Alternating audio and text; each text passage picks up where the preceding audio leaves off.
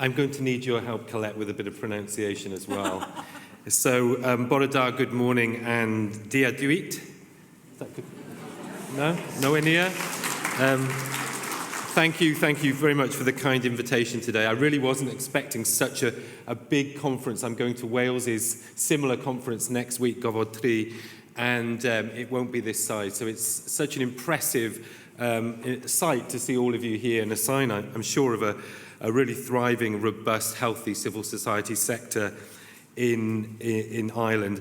I'm really pleased to be here, always pleased to be in Ireland, but also to escape the election in the UK, which is not focusing on the long term, you'll be surprised to know, and disappointingly, but not surprisingly, but I'll talk about why in Wales we seek to focus on the long term and how we do that. But first of all, happy 25th anniversary to the Wheel. Congratulations on the past 25 years. My career, as you've heard, has been in the third sector and the civil society sector. So as part of the conversation today, I wanted to say a few things about how important the civil society approach, involvement in our work on long-term thinking was and continues to be in Wales, and how you might play a role here in Ireland if this is your intent.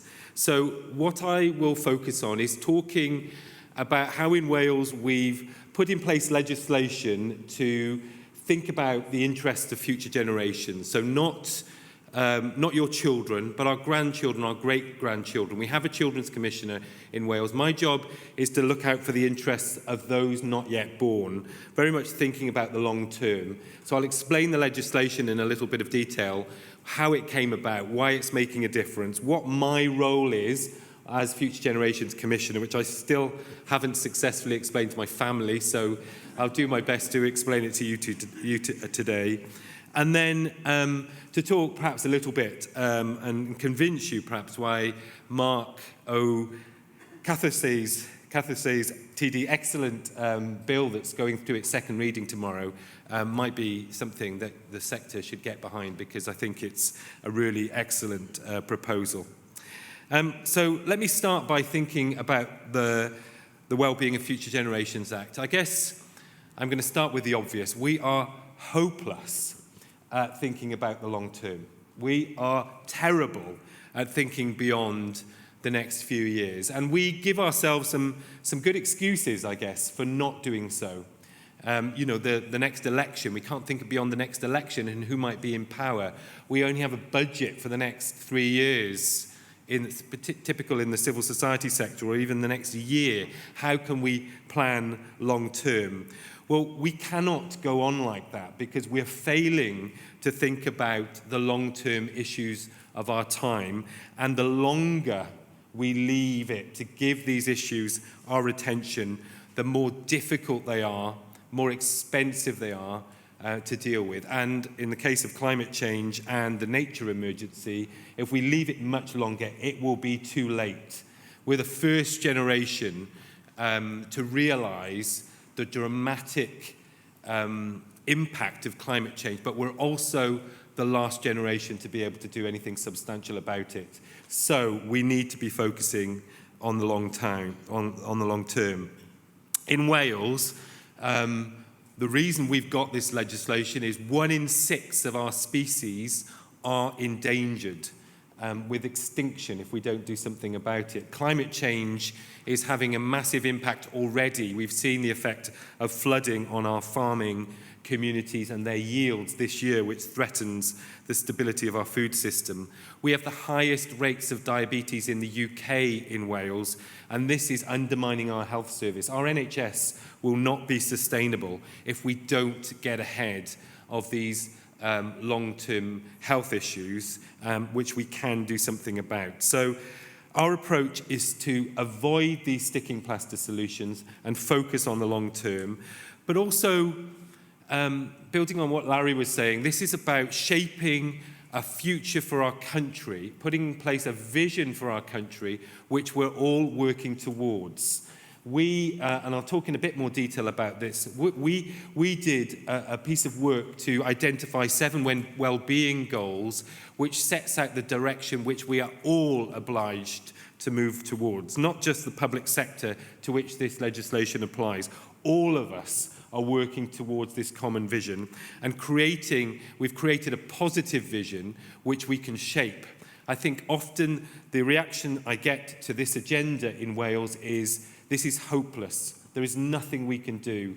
I'm overwhelmed by climate anxiety and the problems facing our society. Well, this approach is a challenge to that. It's an attempt to tell people there is a positive future in front of us. We can shape that. We have to shape that because the alternative is worse. And if we carry on the current trends, it will just get bleaker and more hopeless. So we have to also use this long-term vision approach to be harnessing the potential. So we've heard about AI and the other possibilities. So it's looking at these potential benefits to our society and their downsides and making the most of them, getting ahead of them, realizing how we can take the opportunities of these new inventions, these new approaches, these new ways of working to shape a better future for our citizens and mitigate the risks of some of these changes. One of the pushbacks I get in this job is, how can we be Mystic Meg? You know, we can't predict the future, so let's just focus on the present. Well, that's nonsense. This is not about predicting the future. It's using data to project the future. We know what the long-term risks are telling us, what the long-term trends are telling us, and so we need to use that information to prepare for the future. In the UK, we did not do a good job in preparing for the pandemic, even though it was on the government risk registers, and we weren't prepared, and we need to learn the lesson so we do a better job of that in future. But having said about this pushback, I would say overall, 1 year into this job, generally people get this. They're supportive of our attempts to think about the long term, to embed it in how we do things in Wales. What they want more support with is the how. How do we do that in the context in which we're in, and how do we make that happen? So what we did and how we did it. I should have had a slide for this, actually. My apologies for not bringing that with me. But back in 2015, we put in place the Wellbeing of Future Generations Act Wales. And what this did was to put in legislation the Sustainable Development Goals. So we remain the only country in the world to have legislated for the Sustainable Development Goals. And this has required us to think about sustainable development in all that we do in the Welsh public sector. So sustainable development is meeting the needs of the present without compromising the ability of future generations to meet their needs. So it's not about ignoring the interests of the current generations, but it's about doing the now and the future all at the same time. It's acting for today and tomorrow. Of course, there are trade-offs in this approach. But where possible, we have to find the win-wins. And if we don't have that frame of mind, if we don't think about the long term whilst also looking at the short term, we're never going to be dealing with the long-term issues that we face. So the legislation set, as I said earlier, a long-term vision for our country. We set ourselves 7 well-being goals, which is how we've incorporated the Sustainable Development Goals, and they range from the economy, a prosperous Wales, to the environment, a resilient Wales, to health, a healthier Wales. But crucially, culture and the Welsh language is one of the goals. And all of these goals need to be treated together. They're not giving favoritism to any particular goal within our approach. Public bodies are meant to look at the whole and how we integrate our delivery against the 7 well-being goals. What we don't measure usually doesn't matter, so we have 50 indicators and 17 milestones which give us a sense of whether we're making a difference in meeting those long-term objectives. And each year there is a report produced called the Wellbeing of Wales Report. It's very much our State of the Nation report, which tells us if we are doing a good job, where we're doing a good job, and where we could be doing better. That is a learning document for us to inform how we go forward and how we change path. It's also, there's 5 ways of working, which is actually the bread and butter of this. We audit the work of our public bodies in how they deliver on the 5 ways of working. So this is how we incorporate the Sustainable Development Principle into our programme of work. And this is all about thinking long term, as you'd expect, focusing on prevention, looking at involvement, involving people in communities in the decisions that face them. Not about passive consultation, but true giving away of power around the decisions that we are facing. Collaboration across our public bodies. So there are 56 public bodies in Wales that come under this legislation for later this year, and then they're required to collaborate to deliver on this long-term agenda, and they need to think about it in an integrated way, as I told you. So not thinking about one of those well-being goals. So, for example, if they're a health board, they can't just focus on health. They need to focus on all 7. And that's crucial, isn't it? Because we know, for example, if you think about health, only 15% or so of our health outcomes or our health outcome is dependent on the work of the health service. The rest is because of the environment, because of our work, because of our social interaction and so forth. So it all matters and it all needs to work together. And my job, I'll get to explaining my job as Future Generations Commissioner, is to advise, to monitor progress, and to review progress where I'm not satisfied with that progress. So I very much have more carrot than stick in terms of the role, but actually after 12 months or so in this role, it's the carrot that is making the most difference. The stick needs to be used, of course, appropriately, but it's the carrot where we see most change happen. And I have a sort of good cop, bad cop with the Auditor General. So I'm the good cop largely, and the Auditor General comes in and gives a review of public bodies in terms of how they're delivering against the 5 ways of working and tells them if they're not doing so. So that's our approach. It is finding lots of interest around the world, which has knocked me over actually since doing this role. And many countries are looking at similar approaches. And I hope you do the same here in Ireland. So what? This only matters if it's making a difference. And I guess it is transformational, it is embedded, but we've got some way to go to deliver on the implementation gap between the ambitions of our 7 wellbeing goals and our current delivery.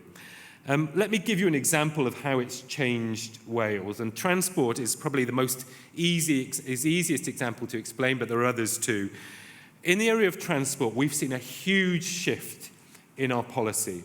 So most famously in Wales and elsewhere, the legislation prevented a big motorway extension, the M4 Relief Road, being built in Wales, which would have saddled future generations with huge debt, and it would have gone over a site of special natural interest. And because of the Wellbeing of Future Generations Act, that proposal was shelved and it did not take place. But this legislation isn't about just stopping things, it's about making positive things happen too. So as a result, we've now seen a shift in our approach to transport policy. So in the last Senedd, in the last Parliament, we went from 2/3 of our budget being spent on roads, our transport budget, not the whole budget, being spent on roads, to 2/3 being spent on public transport. A massive increase in spending on walking and cycling. We've seen, quite controversially, a 20 miles per hour speed policy implemented recently to make it a safer place to be walking or be cycling. So this is changing our transport policy. But we have to carry that through until we see a big modal shift and more people on public transport, more people undertaking active travel and not just stopping road building. But this is making a difference in terms of agriculture, education, environment and health. I should just quickly say, 1 minute, the third sector, the charity sector, was fundamental to making this happen. This was taken forward by one of our ministers, and she worked with the third sector to give her advice on how this should go forward, to give her the backing that she needed to take it through government, to take it through the Senedd, to take it through the Cabinet. Civil society provided legal advice that she could access in order to make this happen. And I've worked very closely with civil society on the delivery of this ever since, and so has my predecessor, in terms of undertaking the research, putting together coalitions, arguing for change, making the case. This relationship with civil society has been fundamental, and I perhaps talk more about that later on. I close by saying, in September, there is a UN Summit of the Future around the General Assembly. And this is the first time there's been a Summit of the Future. And it's about looking at the UN and how those institutions work. But it's also a call to member states to take their own action, to embed approaches to the thinking about sustainable development and thinking about the long term in their own nations around the world. It might not be the Wales approach. That works for us. It's not going to work for other countries. But it's a moment, I think, that we should be grasping to embed this sort of approach, not just at the UN level, but within member states and at the regional and local levels too. So good luck with the bill that's going through the Parliament here in Ireland, and we will do all we can to share our learning and support you in your efforts to make that law legislation that's active. So, Diolch yn fawr, thank you very much for your time.